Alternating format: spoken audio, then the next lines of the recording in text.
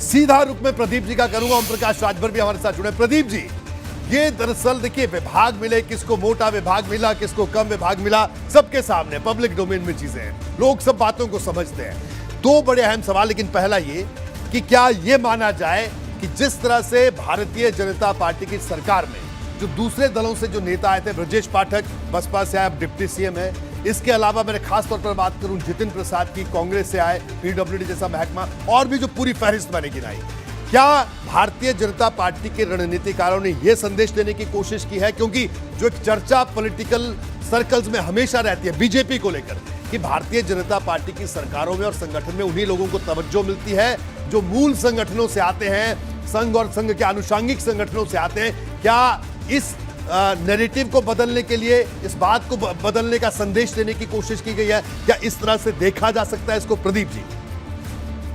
नहीं, आप जो बात कह रहे हैं मिली जुली बात है, कोई ब्लैक एंड व्हाइट में नहीं देख सकते। देखिए 1996 से 2013 के बीच भारतीय जनता पार्टी उत्तर प्रदेश में लगभग खत्म सी हो गई। उसके विधायकों की संख्या जो है 45-46 पर आ गई थी, सांसदों की संख्या 9 हो गई थी, पार्टी का संगठन पूरी तरह से बिखरा हुआ था।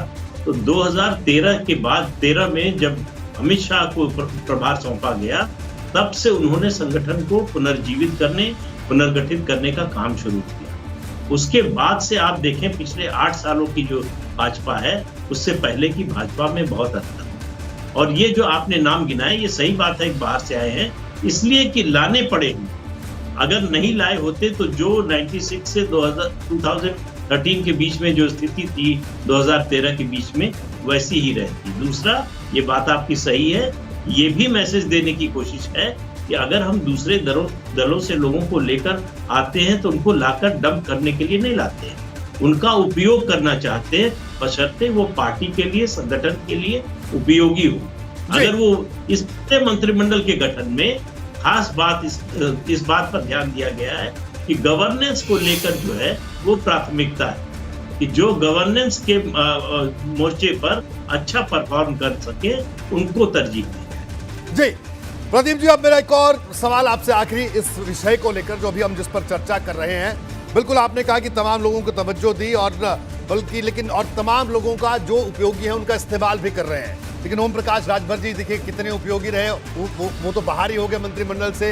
हालांकि इस लिस्ट में ओम प्रकाश राजभर जी का नाम तो इस बार, जब ये चर्चाएं थी कि जब मैं चुनावों से पहले की बात कर रहा हूं, जब घोषित नहीं हुए थे, तब भी इनकी चर्चा थी कि इनको इसका फोन आया, उसका फोन आया, लेकिन राजभर जी ने बोला कुछ और, फोन किसी का आया और राजभर जी कहीं और पहुंचे। हालांकि चुनाव जबरदस्त लड़ा, इसमें कोई इनकार नहीं कर सकते जमीनी नेता ओम प्रकाश राजभर। लेकिन एक अहम सवाल प्रदीप जी मेरा आपसे कि क्या ये जो विभागों का बंटवारा हुआ, इसके बाद किस तरह से देखा जाए?